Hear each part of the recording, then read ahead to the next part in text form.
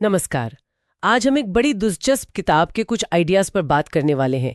नाम है धन कमाने की कला और विज्ञान।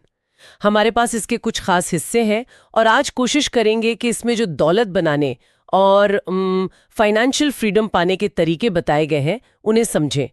किताब कहती है कि पैसा सिर्फ खर्च करने के लिए नहीं है, बल्कि उससे और पैसा बनाने का एक टूल है। लेखक का मानना है कि सही सोच, प्लानिंग और थोड़े अनुशासन से कोई भी ये सीख सकता है। तो चलिए देखते हैं इसमें कितना दम है। बिल्कुल। और मुझे लगता है सबसे इंटरेस्टिंग बात इसमें यही है कि ये पैसे को सिर्फ इनकम की तरह नहीं देखती, ये इसे एक माइंडसेट, एक सोच की तरह देखती है। हाँ, तो पहला आइडिया यही है, पैसा केवल आय नहीं बल्कि सोच है। इसका क्या मतलब हुआ? मतलब सिर्फ अच्छा सोचने से पैसे आ जाएंगे? नहीं, सिर्फ सोचना नहीं। किताब कहती है कि पैसे को लेकर अपना पूरा नजरिया, अपनी धारणा बदलनी होगी। इसे सिर्फ आने जाने वाली चीज मत समझिए। इसे ऐसे देखिए जैसे कोई बीज हो, जिसे सही जगह बोएंगे तो पेड़ उगेगा। तो ये नजरिया बदलना मतलब कि पैसे को कमाने खर्च करने के साइकिल से निकालकर बढ़ाने की प्रक्रिया में लाना, यही पहला स्टेप है। अच्छा, मतलब देखने का तरीका बदलना है। ठीक है। फिर दूसरा पॉइंट आता है, निवेश को खर्च से पहले प्राथमिकता दें। अब ये सुनने में तो बहुत अच्छा लगता है, पहले खुद को पे करो टाइप। पर असल जिंदगी में ये कितना प्रैक्टिकल है, जहाँ खर्चे तो लाइन लगा के खड़े रहते हैं। हाँ, ये सवाल तो उठता ही है। और किताब भी मानती है कि ये आदत डालना ही सबसे मुश्किल है शायद, और सबसे जरूरी भी। आमतौर पर क्या होता है, हम कमाते हैं, पहले जरूरतें पूरी करते हैं, फिर शायद कुछ शौक, और फिर अगर कुछ बचा तो सोचते हैं कि चलो बचा लें या इन्वेस्ट कर दें। किताब कहती है नहीं, इसे उल्टा कीजिए। आपकी जो भी कमाई है उसका एक हिस्सा, चाहे वो छोटा सा ही क्यों ना हो, उसे सबसे पहले निकालकर निवेश के लिए रख दीजिए।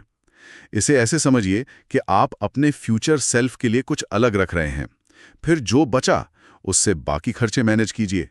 किताब का तर्क है कि यही वो अनुशासन है जो वो वेल्थ क्रिएशन की मशीन को स्टार्ट करता है। शुरुआत छोटी हो चलेगा, पर प्रायोरिटी बदलनी होगी। प्रायोरिटी बदलना, ठीक है। और इसी से जुड़े हुए अगले 2 पॉइंट्स लगते हैं। फाइनेंशियल लक्ष्य तय करके योजना बनाएं, और छोटे निवेश से भी बड़ा फायदा हो सकता है। मतलब गोल सेट करना, प्लान बनाना, और फिर ये कि बड़े अमाउंट का इंतजार नहीं करना है, कम से भी शुरू कर सकते हैं। बिल्कुल।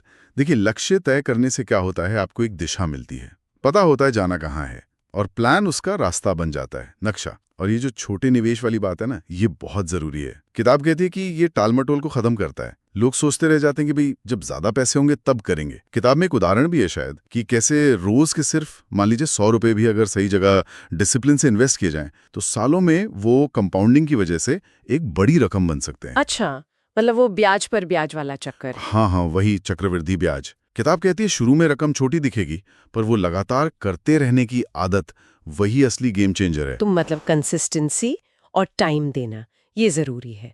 और यहीं पर शायद वो आखिरी सिद्धांत आता है, पैसे से पैसा बनाना एक लंबी लेकिन पक्की प्रक्रिया है। इसमें धैर्य और अनुशासन पर जोर है। पर सवाल यह है कि टिके कैसे रहें, क्योंकि रास्ते में मुश्किलें तो आती हैं, बाजार ऊपर नीचे होता है। बिल्कुल सही सवाल। और किताब इसे साफ तौर पर कहती है, ये मैराथन है, स्प्रिंट नहीं। कोई जल्दी अमीर बनने का फॉर्मूला नहीं है ये। धैर्य, सब्र और अनुशासन, यही चाबी है। किताब एक मजेदार टिप देती है, अपने निवेश को रोज रोज मत देखिए। जैसे आप रोज बीज को खोदकर नहीं देखते ना कि कितना बड़ा, वैसे ही निवेश को भी टाइम दीजिए। उतार चढ़ाव तो आएंगे ही, वो इस खेल का हिस्सा हैं। जरूरी ये है कि आप अपने प्लान पर टिके रहें, भावनाओं में बहकर, डरकर या लालच में आकर फैसले ना लें।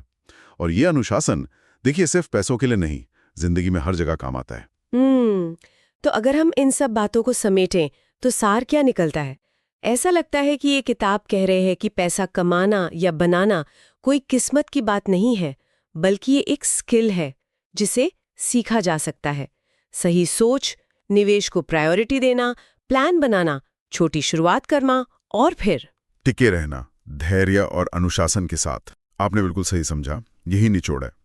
और जो सबसे एम्पावरिंग बात है वो ये कि किताब ये भरोसा दिलाती है कि ये सब किसी एक्सपर्ट या करोड़पति के लिए ही नहीं है, ये एक आम इंसान भी कर सकता है। ये जानना ही अपने आप में काफ़ी मोटिवेटिंग है ना।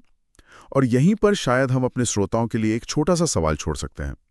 इन सब बातों को सुनने के बाद वो कौन सा एक छोटा सा पहला कदम हो सकता है जिसे वो आज ही अभी से अपनी फाइनेंशियल सोच या आदत में शामिल कर सकते हैं?